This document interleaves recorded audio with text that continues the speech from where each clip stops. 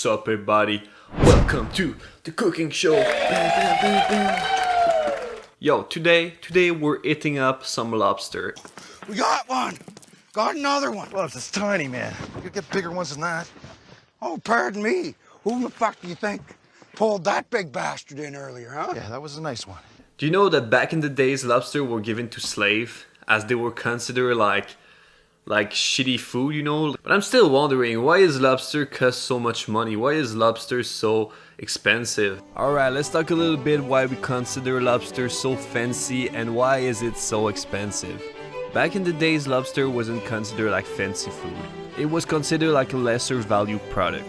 And since lobster live more into deep water, it was more difficult back in the days to fish it until they had the tool to do it.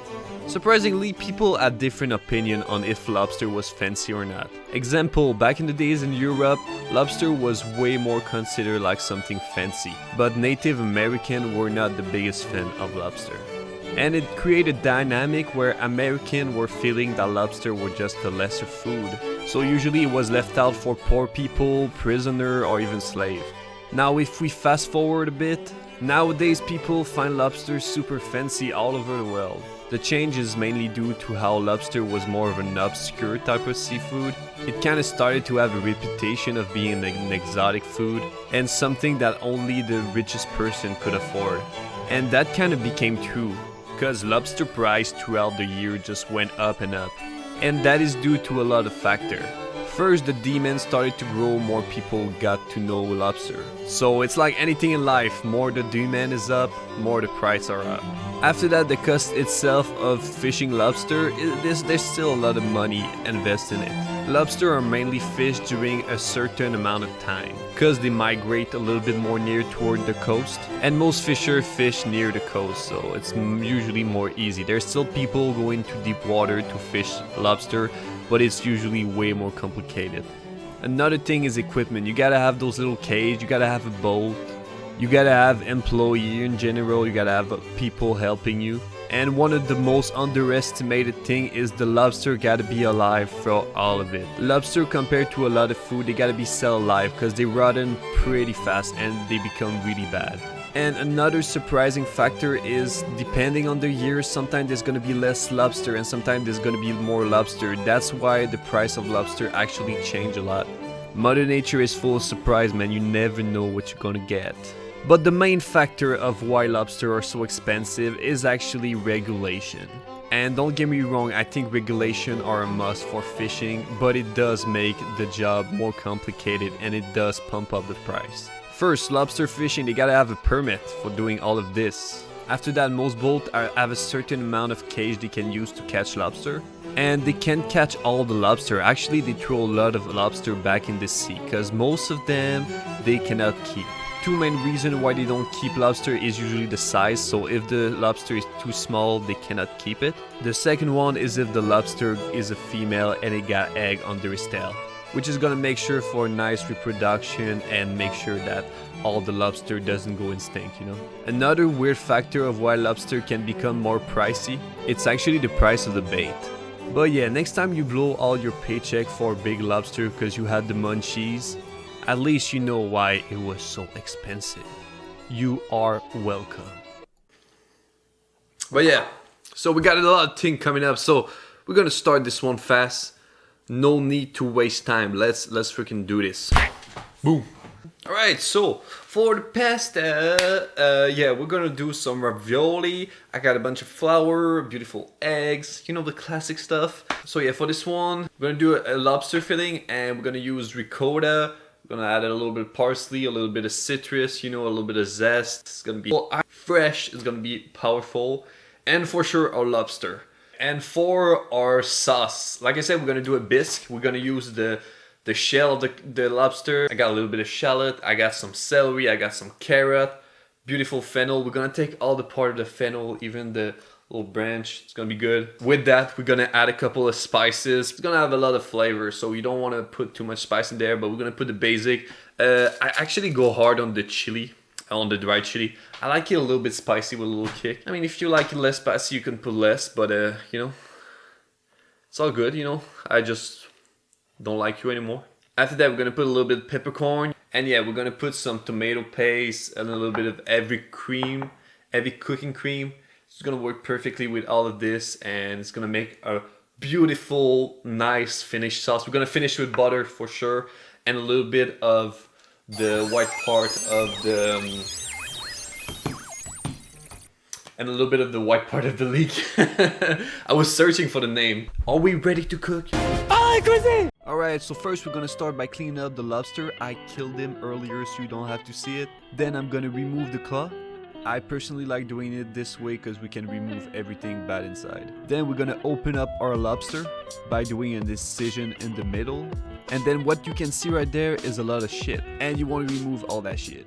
A lot of people think this is egg, but the eggs are the red part and they're just on the female. Once everything is clean, we're gonna put it into a pan, we're gonna add our veggies, and we're gonna put it for 10 minutes into a 400 Fahrenheit degree oven until our lobster is nice and cooked. Then we're gonna remove all the lobster from the veggies, so you can start with the tail and after that do the little leg and finish up with the claw. It's pretty easy. Once you open a couple lobster, you're gonna get the trick. Then we got all our shell on one side and all our meat on the other. We're gonna grab our shell, we're gonna add some water, about 1 liter per lobster, and we're gonna crush it into the blender. Be careful, it's gonna make your blender work, but this is what we need for flavor. Then we're gonna add our veggies in there, all of the spice and dry herbs, and our tomato paste. And we're gonna let that all cook, all reduce until we get a nice consistency. While it's reducing, we're gonna do our filling. So we put the lobster, we put the parsley, we put the ricotta, the parmesan, a little bit of lemon zest and the lemon juice. Give it a little salt and pepper, and we're gonna mix it all together. Don't need to go too hard on the mixing, you just want it to be homogeneous. Then we're gonna do our pasado, so we put our eggs in there, mix it up with the flour until we start to have a ball. When you start to have a ball, you work it for 5 to 10 minutes and then you let it rest for 30 minutes. Once your dough has rested, we're gonna put it into the machine, and we're gonna put it into the machine level by level until we got something nice and flat.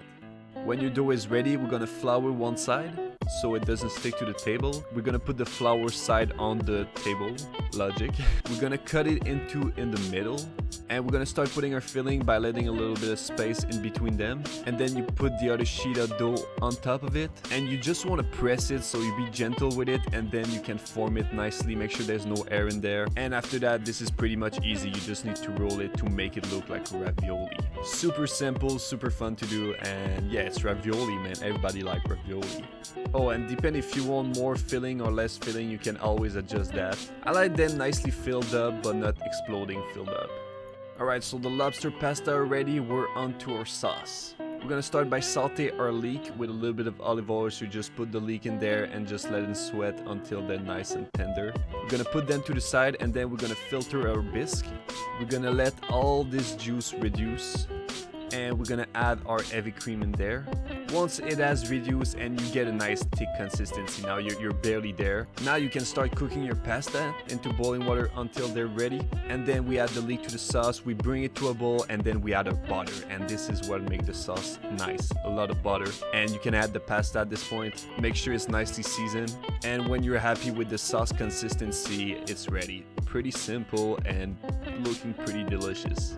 Alright, it's planning time. You don't need to go crazy, you just need to go fancy. So simple with a little spoon, you know, one by one, and drop it into your plate. We're gonna top it with a little bit more sauce. And I got those little leaves from my garden that are super nice for presentation. Look at that. There we have it, a perfect lobster ravioli. I mean, this one is a freaking must do. It's crazy good. Okay guys, I fucked up. I did a rookie mistake. I forgot the lemon. I forgot the squeeze of lemon. Unacceptable! This one is kind of a long process, you know. It's not, you're not doing this for a quick meal, you know. But the result is freaking amazing.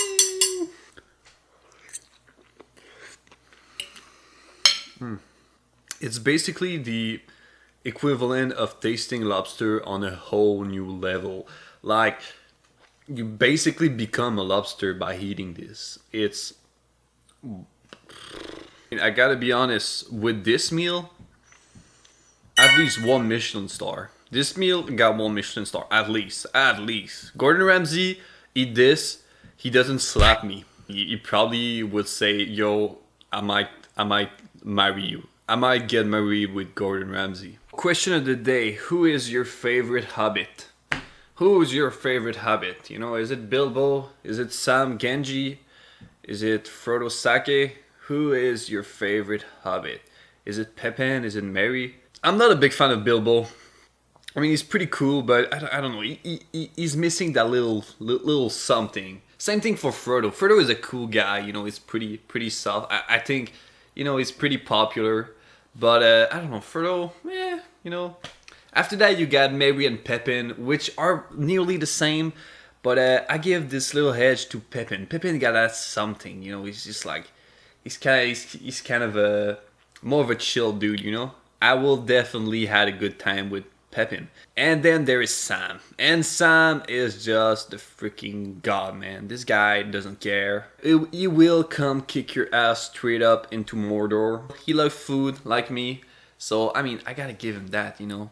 If you have to put a face on the Hobbit, I think Sam would be the perfect face of the Hobbit, you know. I never had this much of a perfect sauce and pasta, and everything in there is just perfect. Freaking delicious. Hey, I just realized something. You guys haven't seen Mr. Cat all day because Mr. Cat is chilling outside because it's beautiful outside. Let's finish the show in beauty with Mr. Cat chilling.